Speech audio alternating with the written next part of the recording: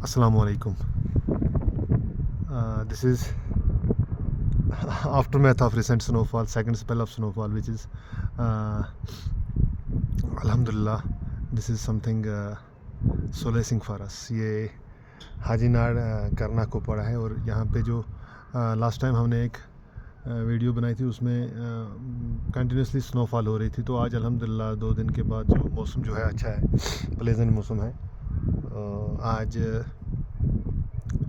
बहुत ही अच्छी धूप खिली हुई है, बट सबसे मेन बैरियर जो हमारे इस इलाके में है, अपर बेल्ट में कर्नाटक में, वो ये है कि हमें जो सबसे बड़ी प्रॉब्लम इन टाइम्स में होती है, स्नो एकोमोडेशन से तो नहीं होती अल्हम्दुलिल्लाह, ये तो रहमत अल्लाह सुब्हान व तआला की, लेकिन जो मेन प्रॉब्लम है वो है विंड्स। तो यहाँ पर तेज़ विंड्स चलती हैं आजकल। यहाँ बाई फार इम्पॉसिबल है बाहर निकलना, या निकलना तो पड़ता है मजबूरी में, लेकिन बहुत ही मुश्किल का सामना करना पड़ता है जब हम इन विंड्स में, गस्ट जो तेज़ चलते हैं, इनमें बाहर निकलते हैं।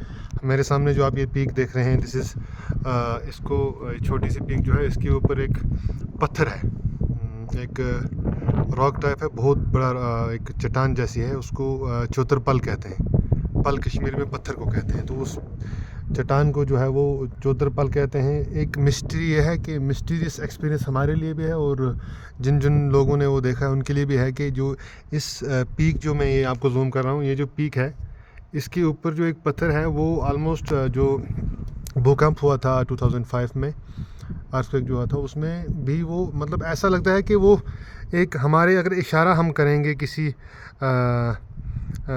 स्पेड से, या फिर हम किसी भी ऐसे इंस्ट्रूमेंट से, या किसी भी चीज़ से उसको अगर डंडा लेके हम नीचे से लगाएंगे तो नीचे आ जाएगा आसानी से। लेकिन देखें आप, अर्थक्वेक में कितने बड़े बड़े जो माउंटेन्स थे वो फट गए, कितनी स्लाइड्स आई, लैंडस्लाइड्स हुई, लेकिन वो पत्थर नहीं हिला। तो कहने का, लोग ये भी कहते हैं कि बुज़ुर्गों से ये सुना है हमने कि जो ये पत्थर इसके ऊपर है, चोतरपल उसको बोलते हैं, ये इस छोटी सी हिल जो है इसके ऊपर पीक पे है, समिट इसकी पे है, तो बोलते हैं कि उसके नीचे ख़जाना है जी, ख़जाना रखा हुआ है पहले लोगों ने, पहले के टाइम में। अब ये इसमें कितनी सच्चाई है या नहीं, ये तो हमें पता नहीं है, बट सुनने में ऐसा है।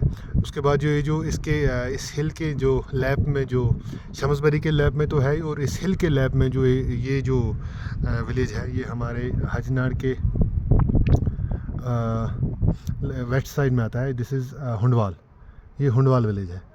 तो हुंडवाल विलेज में अप्रॉक्सीमेटली मुझे लगता है कि 30 हाउस होल्ड्स होंगे जो बिल्कुल जो एक ये हिल है इसके साथ ही हैं, और इसको हम अपनी यहाँ पर जो हम ह्यूमरस तरीके में इनको इस जगह को हम बोलते हैं कि ये श्रीलंका है। मतलब इंडिया के जो साथ में हमारे कर्नाटक या हाजीनाड़ या नैचिया, ये जो बेल्ट है नैचिया हाजीनाड़ बाग विलेज, इसके साथ में एक अटैच्ड एरिया है, दिस इज़ हुंडवाल विलेज जो इसको बोलते हैं। अब इसकी नोमेनक्लेचर किस तरह से आया है तो आइडियल कॉग्निजेंस मुझे नहीं है इसके बारे में, बट ये हुंडवाल इलाका जो है ये विंटर्स के लिए ख़ासकर बहुत ही एक जहाँ पर इनका आप ये कह सकते हैं कि एक इंसान को जो सोलेसिंग फीलिंग्स होती हैं, सीरीन फीलिंग्स होती हैं, वो यहाँ पर आती हैं। बहुत ही अच्छा दिलकश यहाँ के नज़ारे होते हैं समर्स में और स्प्रिंग में। तो उसके बाद आप यहाँ से जो ऊपर का इलाका है, that is Shamsabari mountain range. Shamsabari mountain range माशाल्लाह, यहाँ पर ऑलमोस्ट ग्लेशियर्स जो हैं, यहाँ से जो हमारा नाला बतामाजी, जो main source of irrigation and main source of यहाँ के लोगों के जो डायरेक्टली डिपेंड हैं हम इसी नाले पे, तो वो उसका जो सोर्स है वो ये शमसबरी माउंटेन रेंज है।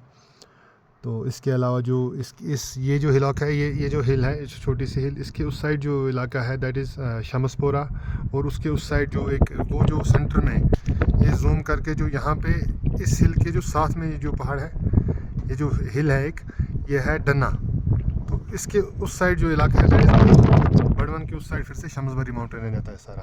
यहाँ से नीचे जो है ये इस हिल के नीचे जब हम जाएंगे तो ये ये है बागबेला के नीचे गोमल एंड सो ऑन। इसी तरह से देखिए हमारे आज यहाँ पर जो स्नो की एक्यूमुलेशन है वो ऑलमोस्ट 2 फीट होगी लगभग। 3-4 फीट तो यहाँ पर स्नो पड़ी थी, स्नोफॉल हुई थी। लेकिन सरप्राइजिंग जो आज मैंने आपको पहले ही बोला है कि जो आज चिलेकलान है ये पीक है चिलेकलान की। जो वेदर स्कॉलर्स जो हैं या फिर जो एक्सपर्ट्स जो हैं, वेदर एक्सपर्ट्स जो हैं, उनका ये कहना है कि जो मेल्टिंग हो रही है स्नो की, this is by far unprecedented. क्यों? क्योंकि अनप्रेसिडेंटेड इसलिए है क्योंकि पहले जो आज का टाइम है, आपको ये था कि ये जो बर्फ़ पड़ती थी ये जम जाती थी।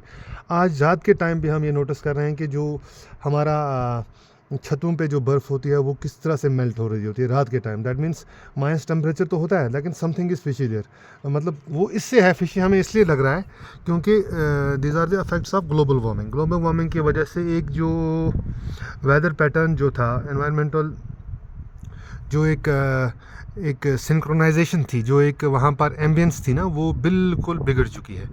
तो ये जो इलाका है हमारा, ये मैं एक व्यू ले रहा था ताकि हमें जो परसों मैंने वीडियो बनाया था उसमें जो हमने देखा था कि स्नोफॉल, जब स्नो गिरती थी यहाँ पर तो कैसा लगता था। आज देखें कितना अच्छा लग रहा है। लेकिन एक ही प्रॉब्लम मैं आपको बोलूँगा कि एक ही प्रॉब्लम यहाँ पर जो है, दे आर वो विंड्स हैं। बहुत ही तेज़ हवा जब यहाँ चलती है तो बहुत परेशानी होती है। ये समझें आपके इवन बाहर निकलना भी पॉसिबल नहीं होता है। Thank you for your time, thank you, शुक्रिया।